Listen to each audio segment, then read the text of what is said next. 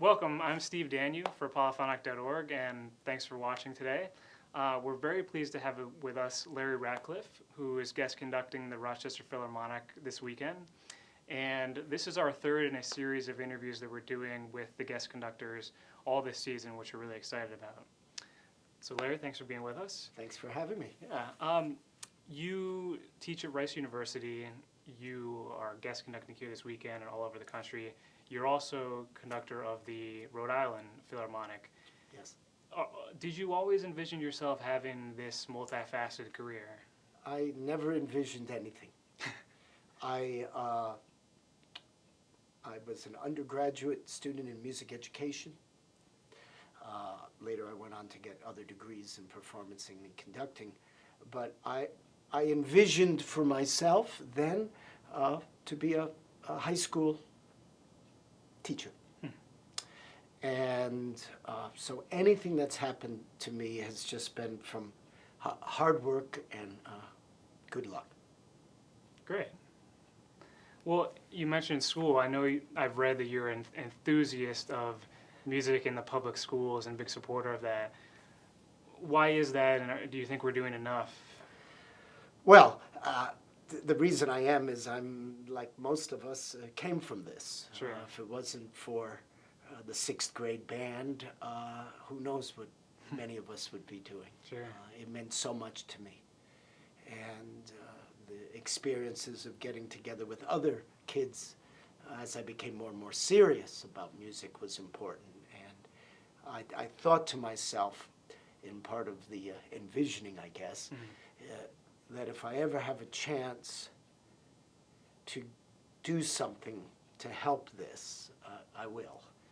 And so it's just fortune my career developed in such a way, particularly early on, that I started to conduct all-state bands and orchestras everywhere.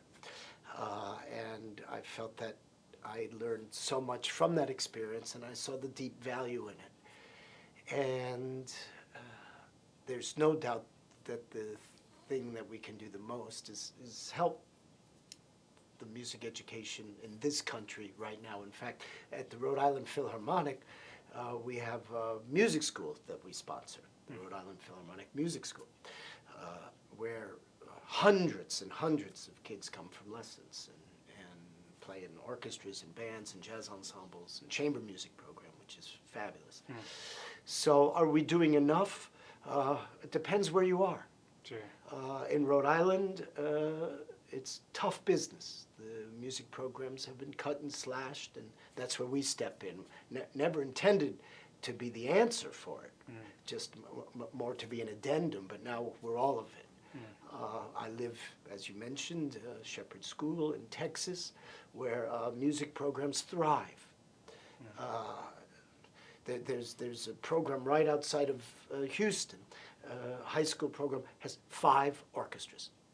So I think it depends where you are. But the real answer, and it maybe isn't to this question, but it's an answer to some question, is we must make music a vital component and part of every young person's life. Now, it's whose responsibility is it? It's yours.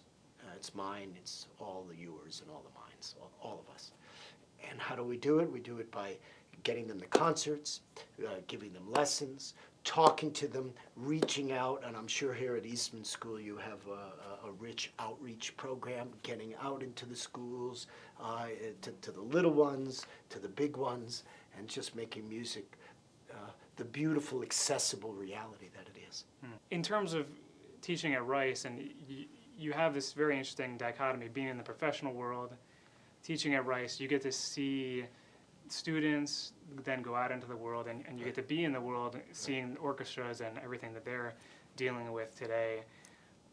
So how do you approach that? You know, do you think we're, for example, birthing too many musicians into the professional world, or do you think people need to be creative with how they're thinking about their careers? How do you balance that? Well, what a good question. I teach at the Shepherd School because it's a small, select, greatly talented group of students. And so I believe that every single one of them that play in our two orchestras has the potential to likelihood of employment. Sure. That having been said, I don't think it's anybody's business to decide the dream for someone else. And if someone comes with a passion and a work ethic and a vision for themselves that could allow them to want to do this thing, this wonderful, remarkable, psychotic life, then they should be given the tools and the encouragement to do so. In so doing, through the hard work and grand effort that it takes, they will learn to be a productive, resourceful person in whatever the equation ends up with, whether it's playing in an orchestra, teaching music, becoming the best lawyer you can be, the best doctor, the best advocate for children's rights, whatever it is. I do think that music is a conduit for important things. And so I believe that if someone comes and tells me this is what they want, and they're willing to accept a few of the realities, which is 2/3 of the things you want, you're not going to get. But if you can love it more than it's hard, then it's the life for you. But you have to love it that much to know that 1/3 of the time you're going to get what you're shooting for. And 2/3 you're not. But the 1/3, man, that's the bliss. Yeah. Well, it sounds like your students are fortunate to have you, so. Oh, I'm fortunate to be with them. And I'm proud to say that there are several of them sitting in this wonderful RPO. Oh, that's great. Yeah. That's really special, yeah. Yes, it is. Yeah. Well, just in terms of the professional world for a second, we're seeing orchestras try new ways to reach out to audiences, maybe new venues, new repertoire. Do you have any thoughts or special ideas about ways to, for the future? Yeah, that's a great question. I think the first reality is that classical music has been around for a long time, and it's going to be around for a long, long more time. There's nothing wrong with classical music. Sure. I mean, this is a fact. So here's the challenge. How can we make it accessible to today's world?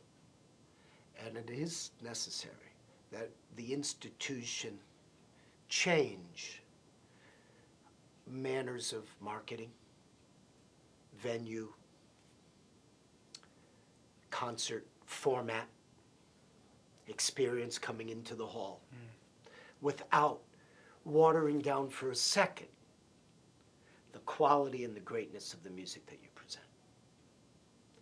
And the most successful orchestras, I believe professional orchestras, are doing that in their communities. They're finding the symbiosis of musician and artist within the community. The days when someone now can simply get an orchestra job by playing great are over.